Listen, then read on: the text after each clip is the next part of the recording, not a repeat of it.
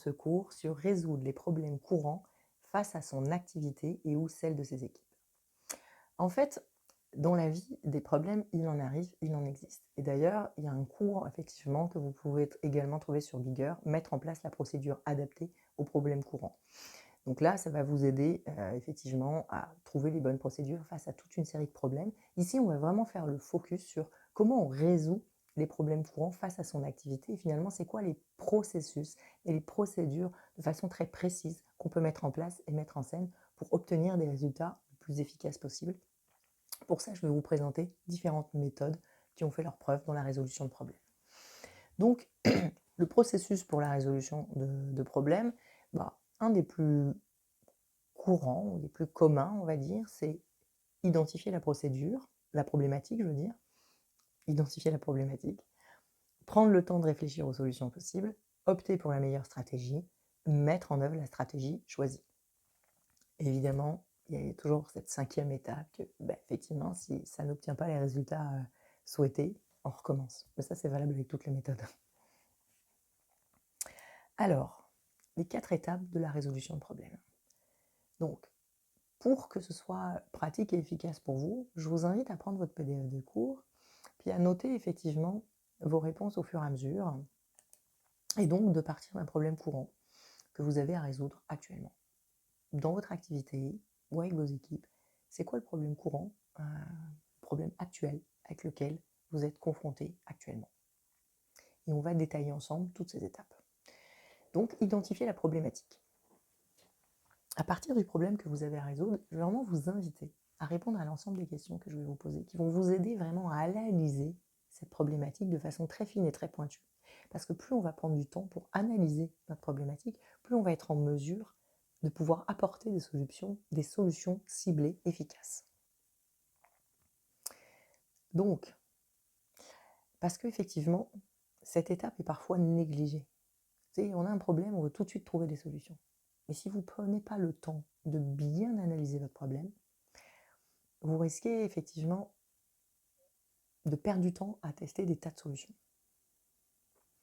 Donc, première question, qui est impliqué dans le problème? Qui en est à l'origine?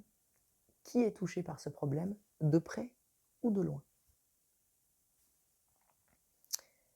Quelle est la problématique? Quelle est l'ampleur du problème?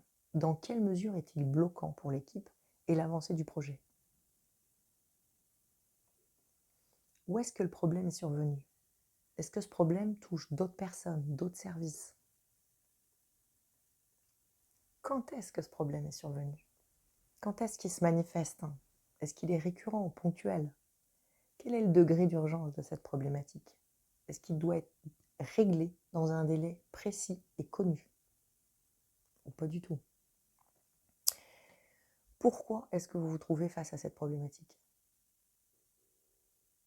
C'est une question importante, ça. Pourquoi je me trouve face à cette problématique? Qu'est-ce qui s'est passé? Qu'est-ce que je n'ai pas anticipé? Qu'est-ce que je n'ai pas mis en place? Qu'est-ce que j'aurais pu ne pas mettre en scène? Qu'est-ce qui s'est joué, en fait? Comment ce problème est-il survenu? Dans quelle mesure il nuit à la productivité de votre équipe ou de votre projet?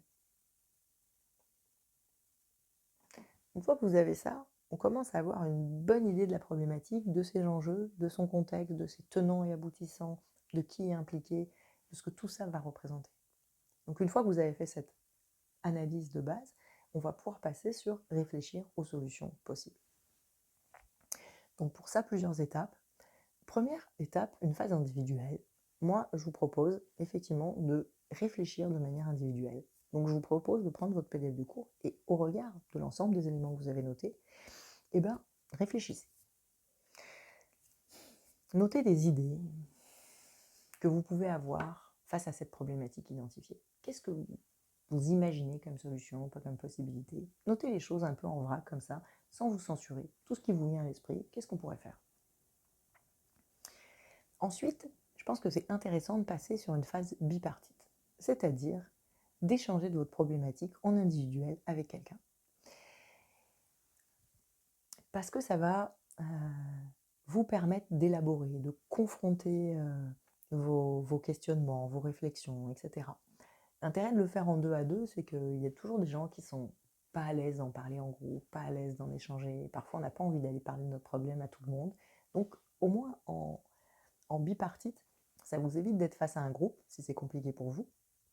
Mais quoi qu'il advienne, ça reste quand même une bonne étape, même si après vous pouvez le faire en groupe, mais au moins pour déjà tester un peu vos solutions. Ça peut être un collègue, ça peut être un client, ça peut être un spécialiste, ça peut être un subordonné, ça peut être même un ami, pourquoi pas. Évidemment, faites attention, s'il y a des questions confidentielles, évitez avec les amis. Vous voyez, moi, dans ma pratique de thérapeute, de psychologue, ça m'arrive parfois d'être face à des problématiques, face à des clients, de me dire, oh, je ne sais pas trop bien quoi faire dans cette affaire. Moi, j'ai un thérapeute de thérapeute. Ce sont des thérapeutes qui sont formés pour aider les thérapeutes. Donc effectivement, on reste sous le sceau de la confidentialité. On peut échanger sur les problématiques de nos clients, de ce que ça nous fait vivre, pour pouvoir trouver des solutions. Il y a celles qu'on peut trouver tout seul. Et un peu d'aide, c'est toujours une bonne pratique. Et effectivement, je ne peux pas en parler à mon entourage. Parce que moi, je suis soumis à la confidentialité. Ensuite, notez le résultat des échanges que vous avez avec cette personne. Quelles sont les idées qui ont émergé? Qu'est-ce qui s'est joué par rapport? Est-ce que ça a fait modifier votre premier brainstorming? Ensuite, je vous invite à faire une phase collective, au moins avec toutes les personnes qui sont concernées face à la problématique, pour convier tout le monde à réfléchir ensemble. Mais le fait que vous y ayez déjà réfléchi fait qu'il y a déjà une première amorce de piste de solution qui peut être mise en place et qui va peut-être amorcer les discussions, les échanges, etc. Est-ce qu'il y a un tiers auquel vous pouvez faire appel pour vous accompagner dans ce processus? Parfois, face à certains problèmes, si c'est compliqué parce que finalement on est entre soi puis qu'on n'arrive pas à s'extraire, à prendre de la hauteur, c'est parfois intéressant de prendre quelqu'un d'extérieur, quelqu'un qui... Parfois, vous voyez, on fait appel à des clients. C'est par exemple, dans beaucoup d'industries, on va faire appel à des groupes témoins, par exemple. Pourquoi? Il y a plein d'experts qui peuvent travailler sur le sujet. Mais le groupe témoin, il va être naïf en fait face à la problématique. Il ne connaît pas. Donc lui, effectivement, il va donner beaucoup d'objectivité. Il va arriver avec des solutions souvent auxquelles on n'a pas pensé. Il va parfois relever des problèmes aussi. Avoir un tiers aussi, ça permet parfois juste d'animer en fait la réunion en groupe de manière à faciliter l'émergence de solutions. Et quel est le résultat du brainstorming de ce groupe? Encore une fois, quand vous faites ça, ne censurez personne. En brainstorming, on est là pour prendre toutes les idées de tout le monde. Pas pour dire, ah non, toi, ton idée n'est pas intéressante, on ne va pas la prendre en compte. Notez tout. Évidemment qu'on ne va pas prendre les idées de tout le monde à la fin. Il n'y a qu'une solution qui va être mise en place. Et d'ailleurs, c'est là qu'on en arrive à opter pour la meilleure stratégie. Une fois qu'on a bien réfléchi, qu'on a posé les choses, alors là, je vous donne évidemment un processus qui peut paraître un peu long et à vous d'adapter ça en fonction de la problématique. Il y a des problématiques où ces étapes peuvent aller très vite. Je vais analyser ma problématique. Je ne peux pas nécessairement avoir besoin de faire appel à beaucoup de gens. Sur des problèmes plus amples, effectivement, là, dans ces cas-là, je vais peut-être devoir mettre en place l'entièreté de la procédure. Mais parfois, les choses peuvent aller vite. On réfléchit, hop, on en parle avec un collègue, blam, on réunit une petite équipe, boum, boum, boum. Tout ça peut se faire assez rapidement. Donc, ensuite, il va falloir opter pour la meilleure stratégie possible. Donc, déjà, moi, je vous invite toujours, au préalable, à noter une date. C'est-à-dire, à un moment, donnez-vous une date limite pour prendre une décision face au problème. Le risque, sinon, c'est de passer sa vie à brainstormer, c'est de passer sa vie à réfléchir à c'est quoi la bonne solution, puis de jamais passer à l'action. On voit plein de gens comme ça qui se lancent dans des projets, machin, qui réfléchissent à des problématiques, puis en fait, il ne se passe jamais rien. Parce que sans arrêt, ils réfléchissent. Ah, c'est quoi la bonne chose, machin, ceci, cela. Donc, se donner des dates, ça peut nous aider. En général, ça va vous aider à un moment dire, bon, ok, là, il faut prendre la décision. Alors, j'entends bien qu'il y a des projets où, de toute façon, les échéances, elles arrivent toutes seules. Donc, notez la date. Identifiez là où les personnes qui vont être partie prenante dans le processus de décision finale. Est-ce que c'est vous, parce que c'est votre problématique, qui décidez tout seul? Est-ce que ça se fait en équipe? Est-ce que ça se fait avec votre manager? Si vous êtes le manager, est-ce que vous rentrez ou pas l'équipe dans la décision? Si ça concerne plusieurs personnes, identifiez qui vont être les personnes qui vont participer au processus de décision. Et si vous avez besoin d'aide là-dessus, sur comment prendre des décisions en groupe, vous avez une formation d'ailleurs sur la plateforme. Donc maintenant, on a toute une série de propositions. On sait avec qui on va prendre notre décision. Ben moi, je vous invite, parmi l'ensemble de ces propositions qui sont issues, repérer les 3 solutions qui vous paraissent les meilleures. Puis réfléchissez à ces 3 solutions, à nouveau avec votre petit groupe décisionnaire, et choisissez-en une. C'est quoi la méthode que vous souhaitez mettre en place aujourd'hui? Comme je le disais, si finalement ça ne fonctionne pas et qu'il faut réadapter ou réajuster ou passer à l'option 2, ben vous avez déjà une série de possibilités, parce que comme vous avez fait tout ce travail en phase amont, ben forcément, il y a déjà 2-3 autres solutions que vous avez sous le coude, qui va vous permettre d'être très réactif ensuite dans votre résolution de problème. Et maintenant que vous avez choisi une solution, ben la dernière étape, c'est de la mettre en œuvre. Donc effectivement, la mettre en œuvre, ça demande de mettre en place la nouvelle organisation, ça demande en place de répartir les tâches à gérer, de gérer les nouvelles priorités. En fait, on va refaire toute une petite organisation, planification, réaménagement des rôles en fonction des décisions qui sont prises pour pouvoir mettre en place cette nouvelle stratégie. Donc là, de la même manière, je vous invite dans votre PDF de cours, par rapport à cette problématique que vous aviez identifiée, de noter ici c'est quoi la nouvelle organisation, c'est quoi les tâches, c'est quoi les délais, c'est quoi les suivis, c'est quoi les choses que vous voulez mettre en place jusqu'à ce que le problème qui avait été identifié soit résolu.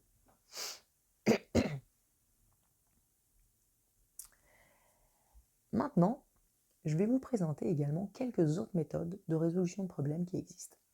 Et parce que, encore une fois, la méthode que je vous ai présentée là et que je vous ai développée, c'est une méthode extrêmement intéressante. Mais effectivement, en fonction des problèmes, des contextes, des situations, des personnes, c'est peut-être pas la plus adaptée. Il en existe d'autres, je vais vous en livrer d'autres. Et après, ce sera à vous de décider, face à vos problèmes, quelles sont les méthodes que vous souhaitez mettre en place pour effectivement résoudre la problématique du moment. Donc, il y a une méthode qui est assez connue et classique qui s'appelle tout simplement la méthode de l'essai-erreur. Ça veut dire quoi? Ça veut dire que j'ai un problème, je mets en place une solution, ça ne fonctionne pas, hop, je trouve une autre solution, je la mets en place, et au fond, on teste indéfiniment. Vous me direz, c'est ce que vous m'avez dit de faire. Oui, mais dans la méthode que je vous propose, vous avez vraiment pris du temps de bien réfléchir, de poser les choses. A priori, la solution que vous allez choisir va fonctionner. Dans l'essai-erreur, on ne s'embête pas à réfléchir pendant des heures, à discuter avec tout le monde, à brainstormer pour voir quelle va être la meilleure solution. On a une idée, on se dit ok, je mets ça en place. Puis parfois, sur des décisions extrêmement urgentes, sur des choses très stratégiques, on ne va pas avoir le choix que de mettre ça en place. Effectivement, sur des choses qui ont beaucoup d'enjeux, c'est plus compliqué, quoi. Donc, n'hésitez pas à tester cette méthode sur certaines problématiques en vous disant, ok, là j'ai ça, qu'est-ce que je pourrais mettre spontanément en place? Puis si ça ne fonctionne pas, c'est pas grave, hop, je me réadapterai. Une autre méthode qui est assez connue, c'est la méthode des 5 pourquoi. Ça, c'est une méthode qui est assez simple à mettre en œuvre et qui permet en fait d'aller chercher les causes profondes d'une problématique. Donc, identifiez une nouvelle problématique que vous pouvez avoir, notez-la dans votre PDF de cours et répondez à ça. C'est pourquoi? Pourquoi le problème est survenu? Qu'est-ce qui s'est passé? Puis une fois que vous avez une réponse, vous reposez la question sur la question. Pourquoi ça s'est arrivé? Puis pourquoi ça s'est arrivé? Puis pourquoi ça s'est arrivé? Puis pourquoi ça s'est arrivé? À chaque fois que vous reposez un pourquoi, ça va vous obliger en fait à aller vraiment chercher la cause la plus fine en fait de votre problématique. C'est aussi simple que de faire pourquoi. La méthode des 5 pourquoi, on n'invente pas l'eau chaude. Mais néanmoins, vous verrez que c'est un exercice qui n'est pas si simple à faire, de se dire ok, c'est ça mon problème. Pourquoi je suis face à cette problématique? Qu'est-ce qui s'est joué? Qu'est-ce qui s'est passé? Pourquoi il est survenu? Ok, tiens, c'est parce que c'est ça. Donc pourquoi ça s'est arrivé? Puis pourquoi ça s'est arrivé? Puis pourquoi ça s'est arrivé? Et ça va vous permettre de pousser votre analyse. Parfois, c'est quelque chose que vous pouvez utiliser dans la résolution de problèmes, hein, pour identifier le problème à résoudre, ça peut vous aider, hein. Ces méthodes, elles peuvent être complémentaires les unes des autres, quoi. Et une fois que vous avez bien analysé avec les 5 pourquoi, forcément, il va falloir réfléchir à des solutions, etc., etc. Mais comme vous avez été dans un degré très fin d'analyse, en général, vous avez des pistes de solutions qui vont émerger sur la cause et la problématique profonde du problème. Donc c'est pareil, c'est une méthode qui est intéressante sur certains types de problématiques. Maintenant, il y a une autre méthode qui est assez connue, c'est l'analyse SWOT. C'est quoi le SWOT? En fait, SWOT, ça vient de l'anglais. Donc c'est un acronyme avec S-W-O-T, mais en fait, en français, ça veut dire les forces, les faiblesses, les opportunités et les menaces. Donc au fond, face à un problème qui est arrivé, on va identifier les forces et les faiblesses, finalement, d'une solution donnée, en fait. Donc, c'est quoi les avantages de cette solution? C'est quoi ses points forts? C'est quoi ses atouts? Donc là, en fait, on a déjà, dans la méthode SWOT, on a déjà analysé le problème. On va en fait analyser la solution, en fait. Tiens, cette solution auquel j'ai pensé, c'est quoi ses forces? Quels avantages? Qu'est-ce que ça amène? C'est quoi ses points forts? En quoi cette solution, elle répond vraiment à ma problématique? C'est quoi les faiblesses de cette solution? C'est quoi les écueils, les difficultés, les contraintes de mise en œuvre, les points faibles? Est-ce qu'on peut transformer les points faibles en force ou pas?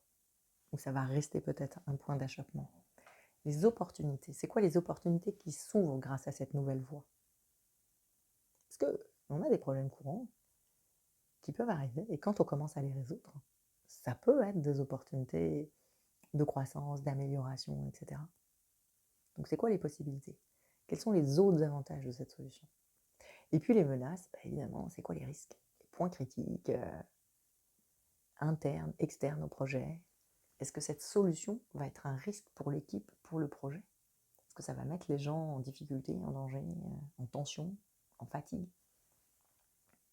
Donc ça, c'est une petite méthode assez intéressante qui, notamment quand on est face à plusieurs solutions, puis qu'on ne sait pas trop quelle est la meilleure solution à choisir, faire cette petite analyse peut permettre effectivement de se dire, ok, tiens,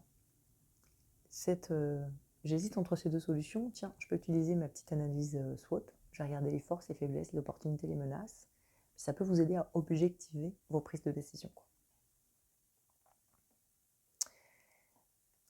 Donc, vous l'avez compris, il y a différentes méthodes dans la résolution de problèmes.